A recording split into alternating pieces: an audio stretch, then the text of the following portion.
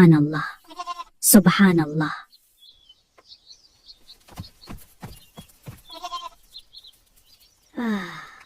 दादी फेरूजा निहायत साबर और मोहब्बत करने वाली खातून थी और अमीरा से बहुत मोहब्बत भी करती थी।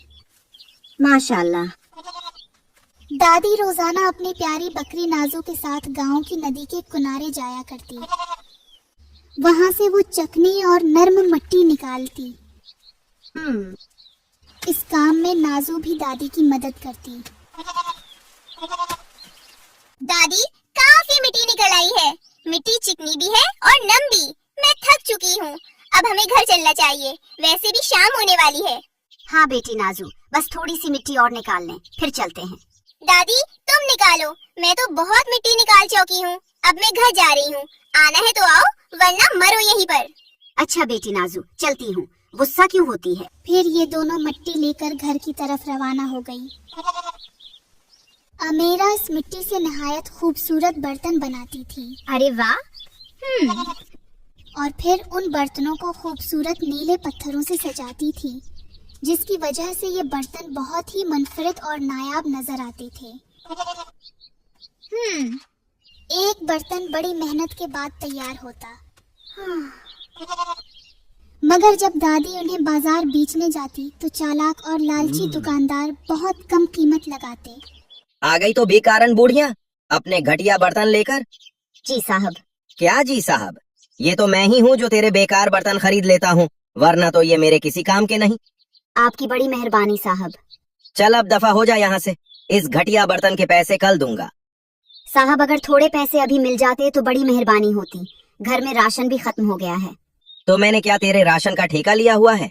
जल्दी चली जा यहाँ से, वरना ये बर्तन तेरे सर पर फोड़ दूंगा। जी जी जाती हूँ। दादी मजबूरी में वहाँ से चली गई। दादी के जाते ही मुकार दुकानदार ने बर्तन बड़े महंगे दामों बेच दिया। शाम को दादी खाने पीने का सामान लेकर घर लौटी। दादी आज खाने में क्या पकाया है?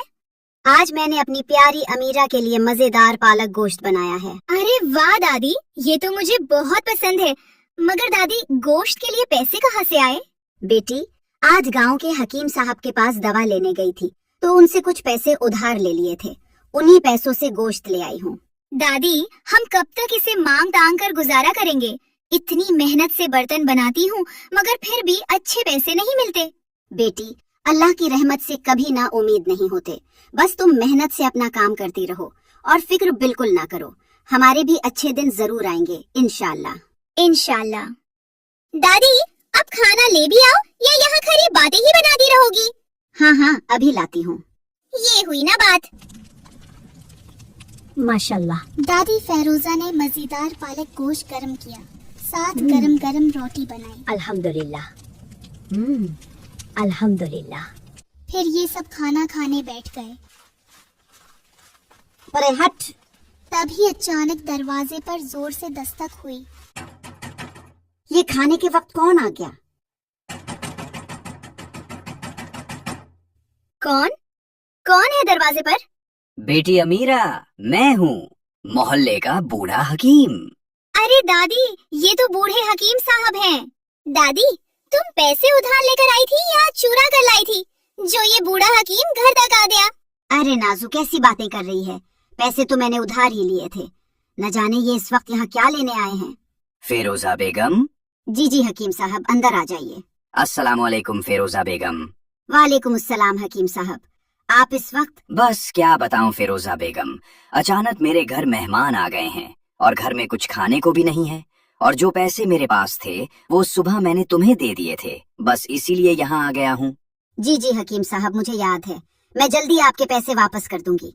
दरअसल काफी दिनों से गोश्त नहीं खाया था तो मैंने आपसे पैसे उधार लेकर थोड़ा सा गोश्त पका लिया। अच्छा, तो ये गोश्त मेरे पैसों से ही पका है? जी हकीम साहब, पालक डालकर पकाया है। चलो ये तो अच्छा हो गया। मैं यही पालक गोश्त अपने मेहमानों के लिए ले जाता हूँ। मगर हकीम साहब फिर हम सब क्या खाएंगे? तुम लोग चाय के साथ रोटी खा लेना। मैं कभी ऐसा न करता, मगर क्या करूँ, घर में मेहमान बैठे हैं, मजबूरी है। मुझे तो लगता है ये बूढ़ा हकीम झूठ बोल रहा है। इसके घर कोई मेहमान नहीं आए। ये तो बड़ा कंजूस और लालची है, बस अपने पैसे पूरे करना चाहता है। खामोश बदतमीज काली बकरी। फिर क्या था, हकीम साहब सारा का सारा पालक गोश्त ले गए और अपने घर जाकर मजे से खाने माशाल्लाह। लगे। माशाल्लाह। इधर दादी फेरोजा, अमीरा और नाजू ने चाय में डब्बू डब्बू कर रोटी खाई और अल्लाह का शुक्र अदा किया। अल्हम्दुलिल्लाह। अगले दिन सुबह सवेरे ही हकीम साहब दादी के घर आ गए। अरे हकीम साहब, आप फिर आ गए। फिरोजा बेगम कहाँ है? मुझे उनसे कुछ जरूरी बात करनी है। हकीम साहब, दादी तो सामने ही खड़ी है, आपको क्या नजर नहीं आ रहा? अरे नहीं बेटी, अल्हम्दुलिल्लाह मुझे अच्छे से नजर आ रहा है। मेरी आंखें सलामत हैं, वो बस मैंने ध्यान नहीं दिया। हकीम साहब खैरियत, कैसे आना हुआ? फिरोजा बेगम, मैं अपने बाकी पैसों का तकाजा करने आया हूँ, कब वापस करोगी? हकीम साहब, अभी तो हमारे पास पैसे नहीं हैं। जैसे ही बर्तन बिकेंगे मैं आपके पैसे लुटा दूंगी। अच्छा, वैसे ये घर क्या तुम्हारे नाम है फिरोजा? जी हाँ, ये मेरा अपना घर है। अगर तुम बुरा न मानो तो एक बात कहूँ? जी जी जरूर। फिरोजा बेगम, तुम मुझसे शादी कर लो। देखो, मैं अपना घर किराए पर चढ़ा दूंगा, अच्छा खासा किराया मिलेगा, हमारे हालात भी बेहतर हो जाएंगे।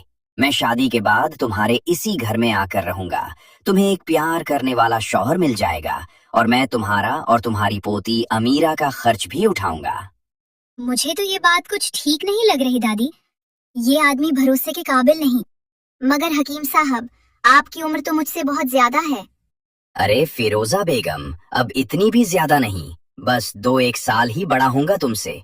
देखो फिरोजा बेगम, मैं अकेला आदमी हूँ, इतने बड़े खाली घर में रहता हूँ।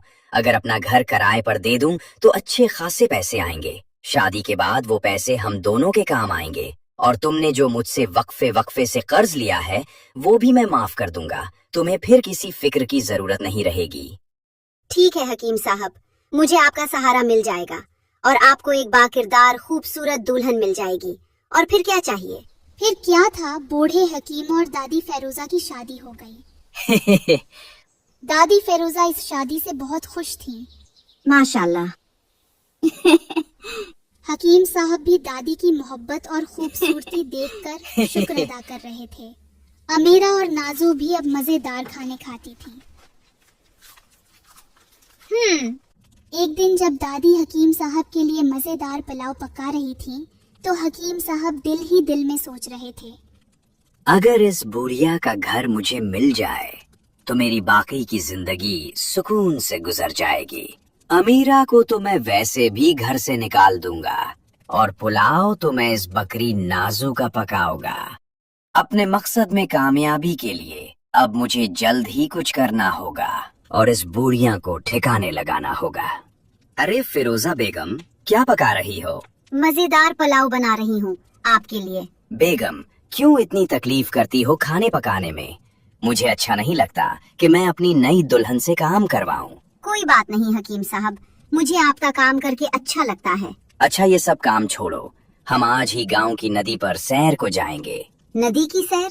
हकीम साहब, नदी पर तो मैं अक्सर अपनी बकरी नाजू के साथ जाती थी, कच्ची मिट्टी लेने, जिससे मेरी अमीरा बर्तन बनाती है। अरे बेगम, आज तुम मेरे साथ जाओगी तो मजा ही कुछ और होगा। हम दोनों कश्ती में बैठकर नदी के ठंडे पानी में अपने हाथ भिगाएंगे और खूबसूरत मौसम का मजा भी लेंगे। ठीक है हकीम साहब, जैसी आपकी खुशी। फिर क्या था, हकीम साहब और दादी फेरोजा नदी की सैर को निकल गए। माशाल्लाह। दोनों कश्ती में बैठकर नदी की सैर करने लगे। कुछ देर बाद दादी फेरोजा ठंडे पानी में हाथ डालने के लिए जरा सी झोंकी तो हकीम साहब ने अचानक उन्हें पीछे से धक्का दे दिया। दादी जोर जोर से चलाने लगी मगर हकीम साहब पर कोई असर न हुआ। तोपते उभरते दादी ने कश्ती को पकड़ लिया। दादी का वजन ज्यादा होने की वजह से कश्ती एक तरफ को झुक गई और इसमें पानी भर गया। कुछ ही देर में कश्ती डूब गई और साथ हकीम साहब भी डूब गए और इस तरह हकीम साहब को उनकी बदनीति और लालच की सजा मिल गई। दादी फेरोजा चौंके अक्सर नदी पर आती जाती थी उस लिए उन्हें तैरना आता था। उन्होंने हिम्मत से काम लिया और तैर कर किनारे तक पहुंच गई। उस तरह उनकी जान बच गई। आखिरकार दादी फेरोजा घर पहुंची और सुकून का सांस लिया। उन्होंने अमीरा को प्यार से गले लगाया और खुशी का इजहार किया। दादी मेरी बच्ची। हकीम साहब का घर भी दादी को मिल गया और यूं दादी और अमीरा की जिंदगी खुशहाल और खूबसूरत हो गई।